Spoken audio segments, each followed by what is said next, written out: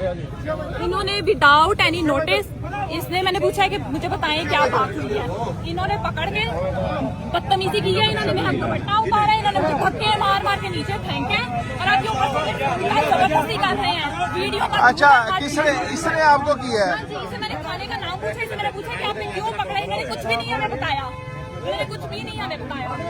अच्छा, वजह क्या थी? क्या कुछ भी नहीं बताया, कोई जुर्म किया हुआ है तुमने? नहीं, कुछ भी नहीं बताया। वो अंदर बैठा हुआ है, ये ऊपर से हंस रहे हैं और ये गाड़ी भी लोकल है, गाड़ी भी लोकल है, ऊपर से हंस रहे हैं। आपके घर ये घर तक आए मैं हैं? एक एडवोकेट हूँ। हाँ जी, मैं एडवोकेट हूँ और इन्होंने जान के ऐसे किधर आए? किधर है घर? किधर आपका घर? किधर आपका? सिटी हाउसिंग में। कौन से ब्लॉक में? Double extension. अच्छा, ये आपके घर है, सिर्फ एक आए हैं कि इसको भाई को गिरफ्तार करना है? अंदर बैठा हुआ है, उसे गिरफ्तार कर लिया है? वो क्या करता है? कुछ भी नहीं है, वो बाबा के साथ काम करता है। वो आया, हमें बताएं तो इसमें क्या मामला आप वालिद है?